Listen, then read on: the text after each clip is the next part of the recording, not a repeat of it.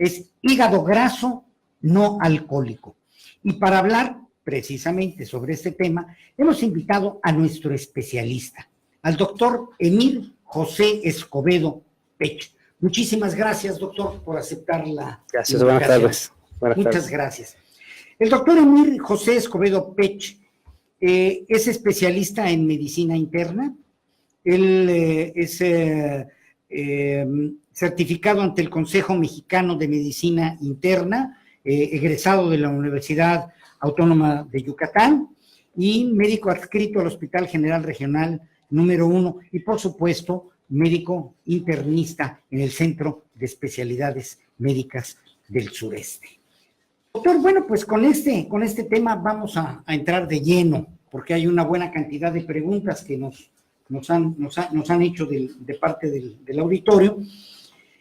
Y la primera es, ¿qué es exactamente el hígado? ¿Qué funciones? Todos sabemos que tenemos hígado, pero ¿cuáles son esas funciones sustantivas, principales, vitales que tiene el hígado para con las personas, para poder dimensionar mucho mejor de lo que usted nos va a hablar, y cuáles son las funciones básicas? ¿Para qué le sirve al ser humano, a las personas? Claro. Muy bien, el hígado es el órgano abdominal más grande que tenemos. Pesa alrededor de 1,5 kilos. Está localizado en la parte debajo de las costillas, del lado derecho, una zona que llamamos hipocondrio, que solo quiere decir debajo de las costillas, es decir, está por encima del estómago, por encima de los riñones, y en algunos pacientes se puede incluso sobresalir por debajo de las costillas. Es un órgano muy, muy importante, como todos, evidentemente, pero va más allá de una función de desintoxicación, que es lo que usualmente asociamos. El hígado participa mucho en las funciones metabólicas del cuerpo, en la nutrición, funciona como un almacén de azúcar que se libera cuando se necesita, en la producción de grasas, en la producción de proteínas, elimina tóxicos que comemos, tóxicos que producimos o productos del metabolismo, de nuestra alimentación, los elimina. También influye en la producción de hormonas, puede producir en algunos pacientes, sobre todo en fetos, llega a producir glóbulos rojos, es decir, son cerca de 500 funciones las conocidas en el hígado. ¡Qué bárbaro! Y la gran mayoría están relacionadas con el metabolismo, de ahí la importancia pues obviamente el síndrome metabólico, que es el tema que conjuntamos, ¿no? Esa es la principal. Créame que lo que usted acaba de decir ahorita de verdad me sorprendió. Yo le puedo asegurar que una gran cantidad de quienes no somos médicos no teníamos idea de la cantidad tan grande de funciones y de beneficios que aporta el hígado. Más de 500. Más de 500. Y en realidad es algo que hacemos todo el tiempo, y todo el tiempo evidentemente está expuesto pues a un daño. Sí. Bien, doctor. Y bueno, las funciones básicas, nos estaba hablando de ellas. Sí, las funciones básicas en general van relacionadas, los que nos podemos quedar al menos, yo creo que serían: uno, en la función de la glucosa. El hígado nos sirve para almacenar glucosa, para estar disponible en cuando la necesitamos, en la producción de ciertos tipos de colesterol, en la producción de algunas proteínas, y también interviene en la coagulación. Estas cosas las vemos alteradas en pacientes que tienen un daño, y son las que más frecuentemente vemos en eso, ¿no? Y en algunos pacientes también la producción de bilis es una muy importante, que cabe aclarar, no se relaciona con el enojo ni nada, sino es un producto del metabolismo normal de los glóbulos rojos, ¿no? Es una de las grandes funciones que tiene el hígado, son las básicas principalmente. Pero como decía, ser cerca de 500, algunas muy específicas en sí, pero son esas, ¿no? Azúcar, lípidos y proteínas. No podemos evitar recordar esa frase tan de las chichis, de las abuelas, de la familia, dice, se le derramó la bilis, ¿verdad? Quedó verde de coraje. Exactamente. Muy bien. Bueno, ahora viene la pregunta central. ¿Qué es el hígado graso? Porque muchas personas ya hablan del hígado graso, pero como pues el Quijote de la Mancha, muchas personas hablan de él y no lo han leído, Claro. y muchas personas hablan de hígado graso, incluso de que padecen de hígado graso y no tienen exactamente la certidumbre, el conocimiento de qué y en qué consiste el hígado graso. Correcto. El hígado graso es realmente, como su nombre lo dice, grasa en el hígado. Normalmente en el hígado no debe haber grasa. El hígado, a pesar de que tiene entre sus funciones el metabolismo de los lípidos, de las grasas, solo los trabaja, por llamarlo de alguna manera, y los elimina. Entra en el hígado, hace su trabajo, su metabolismo y llegan al cuerpo. Los elimina, es un ciclo constante. No debe haber grasa en el hígado. Ciertos estados patológicos, ciertas enfermedades ocasionan que se acumulen depósitos de triglicéridos dentro de las células específicas del hígado. Causas son múltiples, pero las principales van relacionadas, como decíamos, con el metabolismo, ¿no? Básicamente, para que nosotros podamos decir que hay hígado graso, hay una cifra, que es que haya grasa en un 5% del tamaño del órgano. Ya con un 5%. Con 5% ya es hígado graso. Es difícil estadificar esto, se hace con estudios más invasivos, pero la importancia radica es que con un 5% podemos decir que tenemos hígado graso, pero existen, a partir de ahí hay muchos mayores rangos, 10, 20, 30, incluso hay gente que tiene un 60% de grasa en el hígado, es decir, de ese 1,5 kilos va a subir, no sé, unos 2 kilos, 1,2 kilos sería grasa, ¿no? Es muy importante porque se estima que 1 de cada 4 personas en todo el mundo tienen hígado graso. Y esto trastorna la función del hígado. A largo plazo, así es. Por ejemplo, aquí, si tenemos 4 personas, somos 5, 4, seguro 1 tiene hígado graso. Simplemente, a lo mejor no se ha diagnosticado porque vamos a ver cómo se manifiesta, cómo se diagnostica. A ver, doctor. Estamos hablando que si es 1 de 4, si en nuestra población calculada aproximadamente en 1 millón de personas, estaríamos hablando que 250,000 en alguna medida podrían padecerlo. Sí y no. Y sí, porque es 1/4, definitivamente. Pero el problema, si nos centramos en Yucatán, es que, según la última encuesta del 2016, el 80% de los yucatecos tenemos sobrepeso u obesidad. Es algo que se relaciona con el hígado graso. Uy, entonces puede ser más. Un 70% de esos que tienen sobrepeso y obesidad tienen hígado graso, en múltiples espectros, ¿no? Desde lo más leve hasta lo más grave. Pero entonces, si tenemos en cuenta, no sé, a lo mejor una población de 2 millones en Yucatán, en todo el estado, pues sabemos que 80% tienen, 1,600,000 tienen sobrepeso y obesidad, y de eso un 70%, vamos a cerrarlo en 1 millón de personas, viven en este momento con hígado graso. Ay, doctor. Eso lo hace la principal causa de enfermedad hepática en el mundo. Por supuesto que no se trata de asustar a nadie, ni de generar terror, ni miedo, claro, ni nada, pero las cifras y los datos, el doctor está hablando de ciencia, está hablando de datos y de investigaciones científicas, y también tenemos que ser muy claros con la información que tenemos, no se trata tampoco de ocultar. No, la única forma que tenemos para atender o prevenir enfermedades es saber cómo estamos, qué tantas personas sabemos enfermas y qué tantas podemos hacer algo para mejorar su salud. Claro. Esa es la finalidad. Una mala estrategia es decir, cruzar la calle y decir, no viene el tráiler, no viene, pero ahí viene, y eso es peor, ¿verdad? Esperar sus complicaciones, que pues ya no hay nada que hacer más que... Bueno, a ver, doctor, entonces, entrando ya aquí en esta, tengo entendido que existen dos, fundamentalmente, usted nos lo aclara, dos tipos de hígado graso, el alcohólico y el no alcohólico. ¿Cómo es esto? Usualmente relacionamos el daño en el hígado con el consumo de tóxicos, principalmente el alcohol.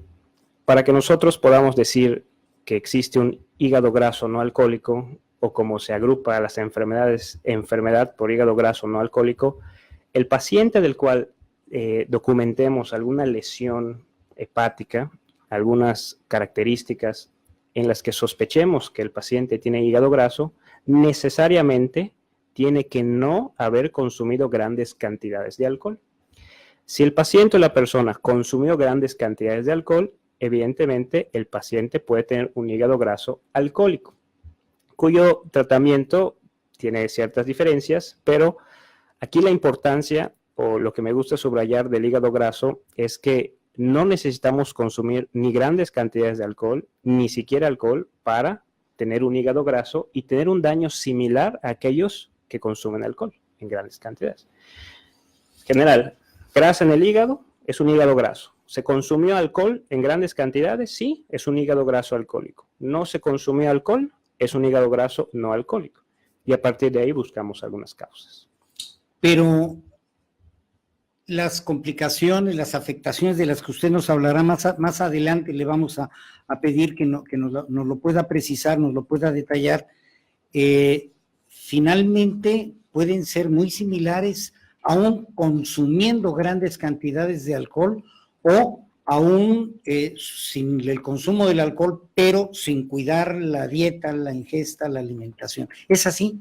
Es así. Tan es así que en la consulta me ha tocado ver más pacientes con complicaciones ya tardías por hígado graso que nunca habían consumido alcohol que aquellos pacientes que ya habían consumido alcohol, ¿no? En el área de medicina interna, evidentemente.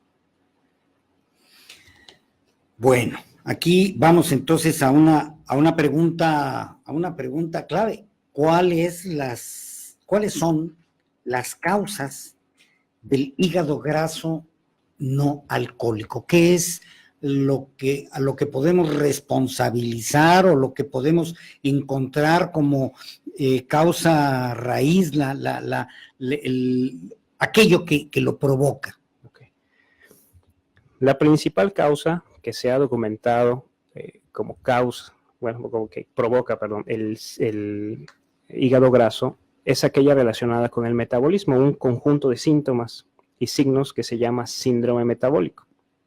Esa es la principal, ahorita vamos a entrar a qué es, ¿no? Pero esa es la principal causa, que en términos generales es una alteración en la utilización de la insulina con los efectos que esto conlleva, alteración en el azúcar, alteración en la grasa, alteración en las proteínas. Es la principal causa. Y esto va muy relacionado con el sobrepeso y la obesidad, que ya sabemos cómo estamos en el estado. Otras causas un poquito menos comunes son pacientes, por ejemplo, muy enfermos, en los cuales hay que darle alimentación a través de una vena, se llama nutrición parenteral. Pacientes que por alguna razón no pueden comer, pues por la boca, evidentemente, y que hay que ponerles los nutrientes, pueden tener una alteración y aumentar el depósito de grasa en el hígado. Personas que bajan muy rápido de peso, eso es importante señalarlo. Aquellos llegar de un punto a otro lo más rápido posible no siempre es lo más adecuado.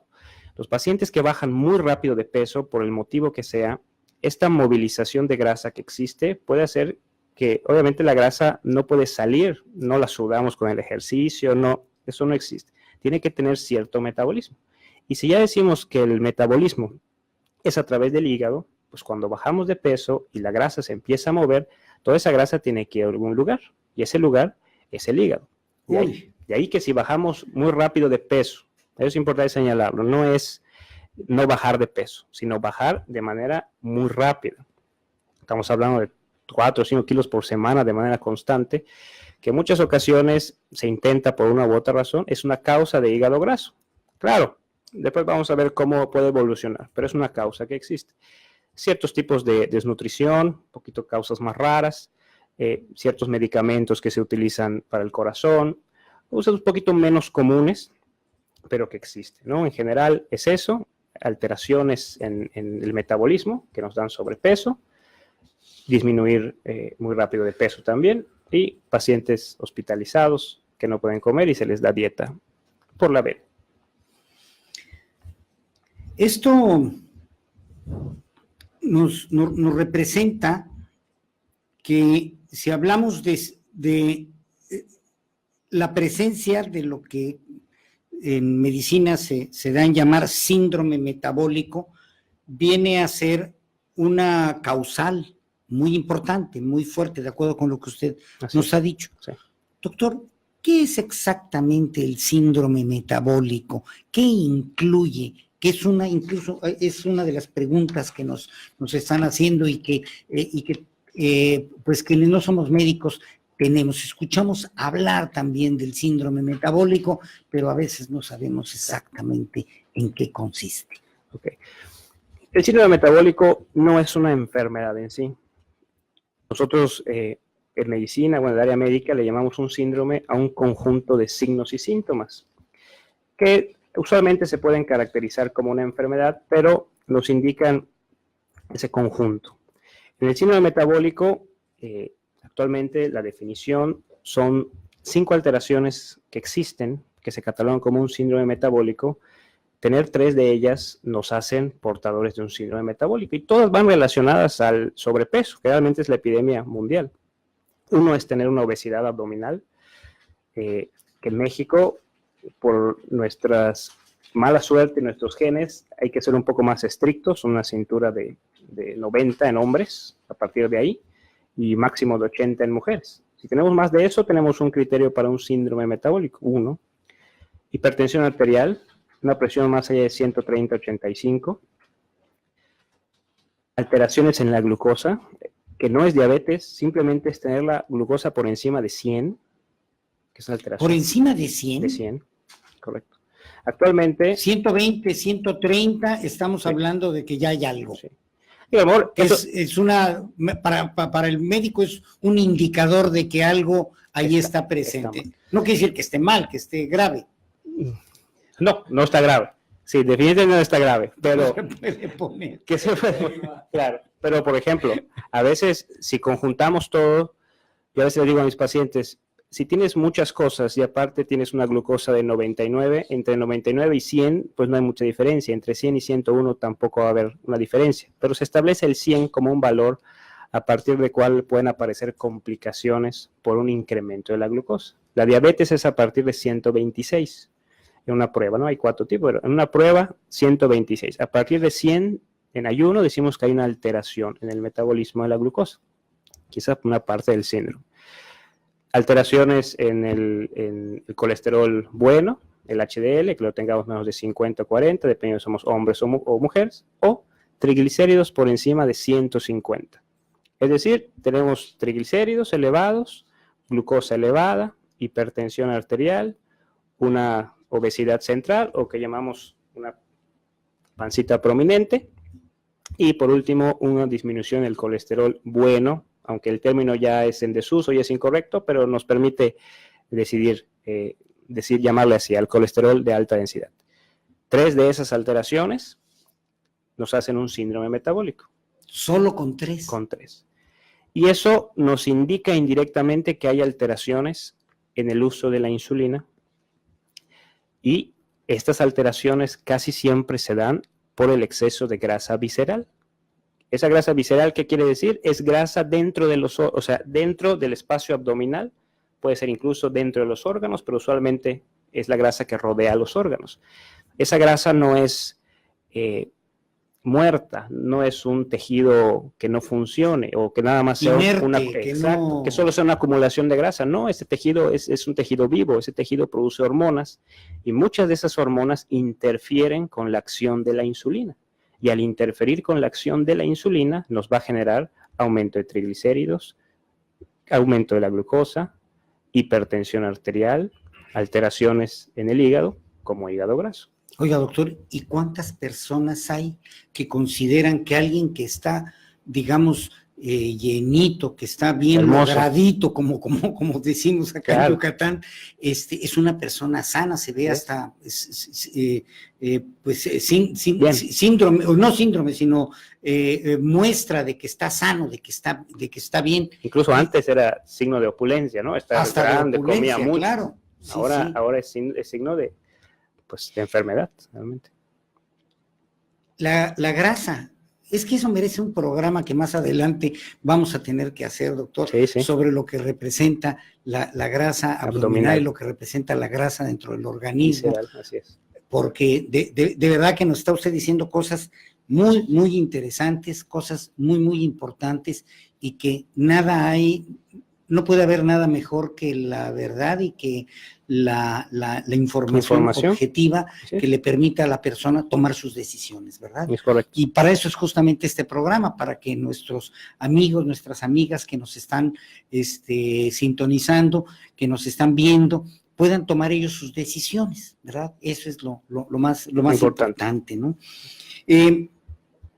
Esto es entonces, con solo 3 de estos 5 elementos, el especialista concluye que hay ahí un problema. Sí, claro. Y sí me gustaría recalcarlo porque, sí, por ejemplo, muchas personas van a la consulta y a lo mejor les tienen 130, 85 y el que los toma, puede ser un médico, quien sea, alguien de salud, les dice que está bien o ellos piensan que está bien, porque no es diagnóstico de hipertensión. Usualmente la gran mayoría utilizan 140-90 como hipertensión, aunque ese nivel ha cambiado hacia niveles más estrictos, pero usualmente 140-90 es lo que se consideraba hipertensión. 130-85 no estamos hablando de hipertensión, pero ya estamos hablando de que hay un incremento en el daño, es decir, valores por debajo de lo que podemos considerar como enfermedad de manera individual, sí, nos hacen enfermos. Cuando están en grupo.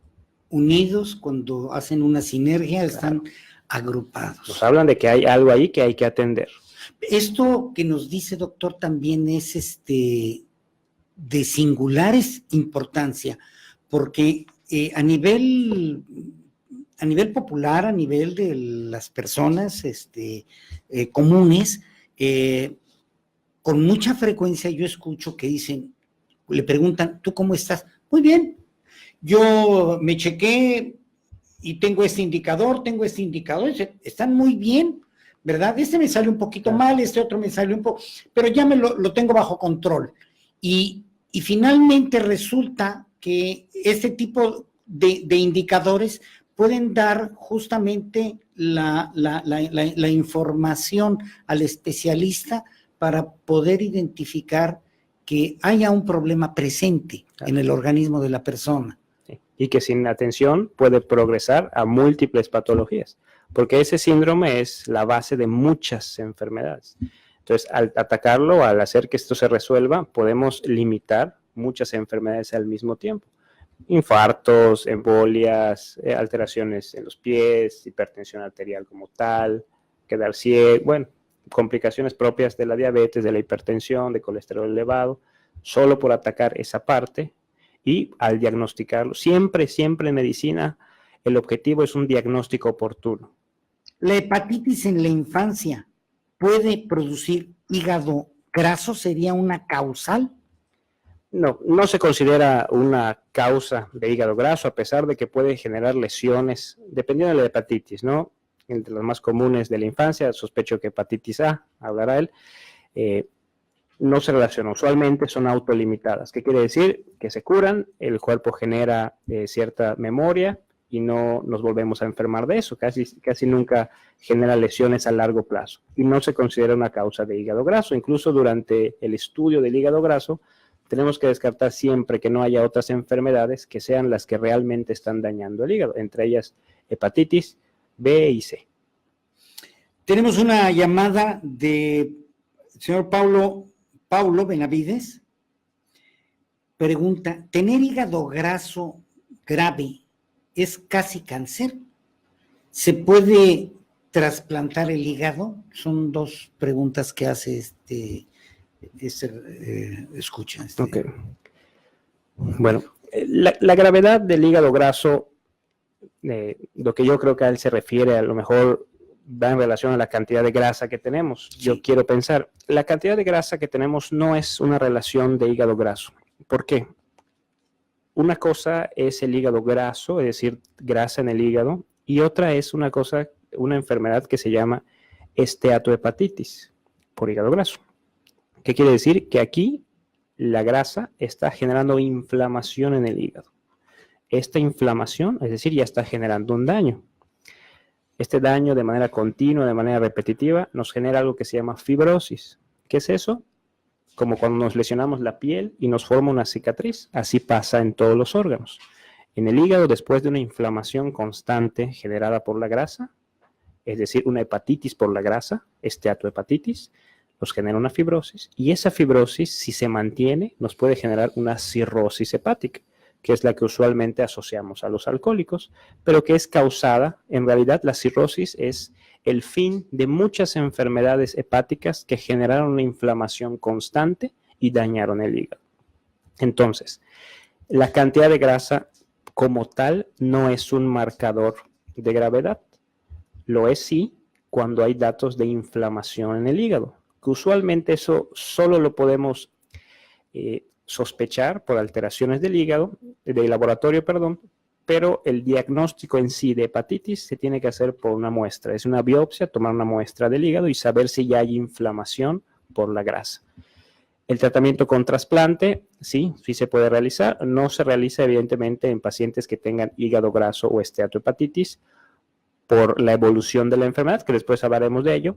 Es decir, a pesar de que se considera una enfermedad hepática, no está en los criterios de trasplante. No así si el paciente ya tiene una enfermedad hepática terminal, es decir, si el paciente ya evolucionó lamentablemente a cirrosis, si cumple ciertas características, sí puede ser candidato a trasplante, porque no fue causa de alguna otra enfermedad, como por ejemplo alcoholismo, etcétera, ¿no? Porque tiene sus criterios el trasplante hepático, tiene que cumplir ciertas características del individuo, pero si llegara, en resumen, si el paciente con hígado graso llegara a tener un daño tal que generara cirrosis y el hígado de plano ya tuviera unas funciones muy deterioradas, puede ser candidato a trasplante renal, a trasplante, perdón, hepático, pero no el hígado graso en sí.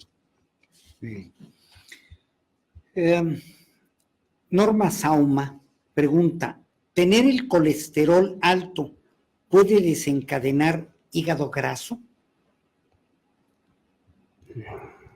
Si el conciso es no. Son muy pocas las personas que tienen una alteración exclusiva del colesterol. Cuando estas únicamente tienen su colesterol elevado por muchas alteraciones genéticas, es difícil que se relacione con hígado graso. Si este colesterol elevado viene acompañado de lo que ya dijimos, obesidad, hipertensión y otras alteraciones que ocasionaron la resistencia a la insulina, es muy probable que no sea la causa directa, sino que sea también parte de la misma enfermedad. Ahí habrá que ver si la señora tiene el colesterol elevado únicamente, es muy poco probable que desarrolle hígado graso. Siempre se tiene que acompañar de las otras manifestaciones, que usualmente es el síndrome metabólico. Sin embargo, esta valoración finalmente es importante, presupongo, debe de ser hecha por un especialista, no solamente el tomarse la muestra en el laboratorio y decir, bueno, claro, concluyo esto. Quien lo debe de concluir, digo, siendo honestos, ¿no? Sí. Y hablando con claridad, ¿no? Tiene que ser el especialista, ¿no? Sí, claro. Sí. Como veremos, el diagnóstico no es únicamente por laboratorio. Es decir, una alteración no nos hace igual a hígado graso. Entonces, el colesterol elevado como tal, no. Pero casi estoy seguro, basándome en la estadística, que no solo tiene el colesterol elevado. Si solo tuviera eso, no tendría ningún problema. El riesgo es mínimo de que genere. Claro, nunca es cero. Claro. Nunca es cero. Hay personas con un peso normal que tienen un hígado graso. Es muy poco el porcentaje, 1% quizás, pero la gran mayoría que solo tengan esa alteración no van a generar hígado graso. Teresa Corday le pregunta, doctor, ¿cuáles son los riesgos que tiene un hígado graso? Ok. El principal riesgo del hígado graso es que el paciente presente hepatitis, esteatohepatitis. No hepatitis por infecciones, no hepatitis por otra causa, sino que se genera una inflamación del hígado. Esta inflamación del hígado, y por inflamación me refiero a un daño, es el principal riesgo que existe. ¿Por qué? Porque es el que puede desencadenar cirrosis, el que puede desencadenar cáncer hepático, se ha relacionado con cáncer hepático. Esas serían las dos principales complicaciones que existen. De manera central, evidentemente la cirrosis tiene otro tipo de complicaciones, ¿no? Alteraciones en la coagulación, alteraciones en las plaquetas, en las proteínas y otras complicaciones propias de la cirrosis, pero ya hablamos como enfermedad ya terminal del hígado. Si lo pudiera resumir, serían esos dos: una hepatitis por el hígado graso, esas tres, perdón, cirrosis hepática y cáncer hepatocelular o cáncer de hígado. De manera entonces muy clara, quien tiene hígado graso puede ser candidato a tener cualquiera de estas enfermedades. Cerca del 40% de pacientes que tienen hígado graso progresan a hepatitis. No, pues son muchos candidatos. Muy bien. Carmen Valdés, de Ciudad del Carmen, Campeche, muchísimas gracias por vernos desde allá de Ciudad del Carmen, un saludo. Las botanas y los alimentos chatarra, ¿qué tanto daño le hacen al hígado y los riñones? Ok. Me van a matar, pero en realidad no hacen un daño como tal.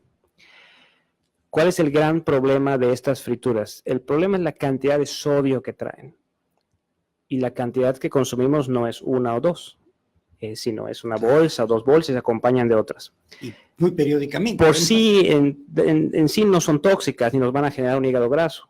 Pero repito, si una persona con un peso normal consume papas, a lo mejor su riesgo va a estar muy disminuido. Pero si alguien con sobrepeso las consume de manera continua, pues evidentemente va a generar un daño o va a incrementar ese daño.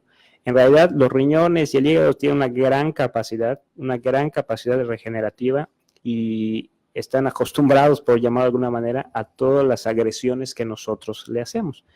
Si la señora va a consumir una cada semana, incluso hasta una diaria, difícilmente podría hacerle algún daño, ¿no? Siempre y cuando el resto de su dieta sea adecuada, ¿no? Y el resto de sus hábitos sean adecuados, ¿no? Claro, que no se sume a todo lo demás. Claro, o sea, la verdad es que no podemos, la gran mayoría por nuestros hábitos no podemos vivir una dieta demasiado estricta y sí podemos consumir ciertos alimentos y no están prohibidos. ¿Son recomendables? La verdad es que no, porque no nos van a aportar nada más que a lo mejor un poco de sabor, pero si tenemos otras enfermedades, la cantidad de sodio que traen, algunos colorantes son tóxicos a largo plazo, nos pueden generar otros daños más allá de hígado graso. Solo por consumirlos, no nos va a generar un daño, siempre y cuando sea con mucha moderación. Ismael Montén Sánchez, desde la Ciudad de México. ¿Qué relación hay o puede haber entre el hígado graso y el cáncer de hígado? De alguna manera lo precisó ya usted, ¿verdad? Claro, sí, ahí lo importante es que si nuestro paciente progresa a cirrosis, su riesgo de cáncer se incrementa.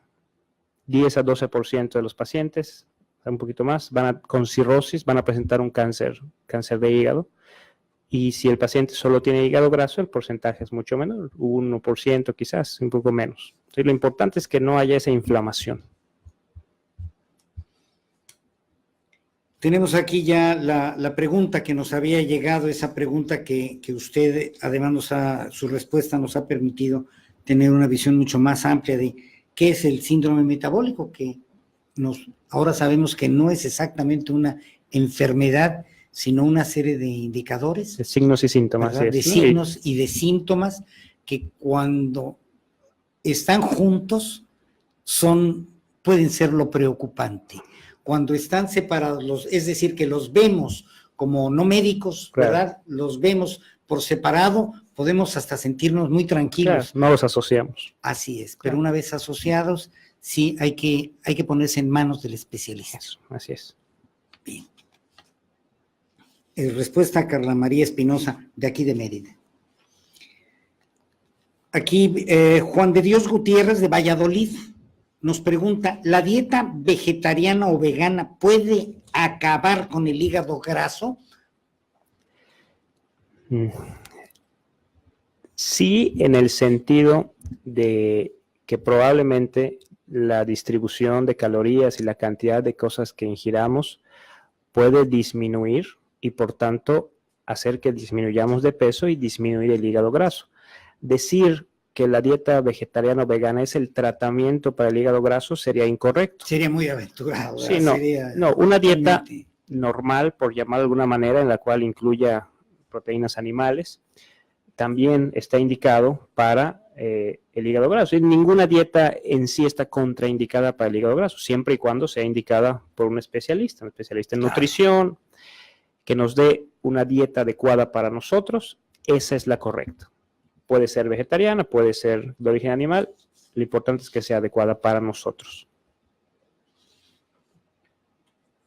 Bien. Bueno, pues tenemos una buena cantidad de preguntas, se nos está terminando el tiempo, ¿verdad? Tenemos todavía espacio para algunas más, doctor.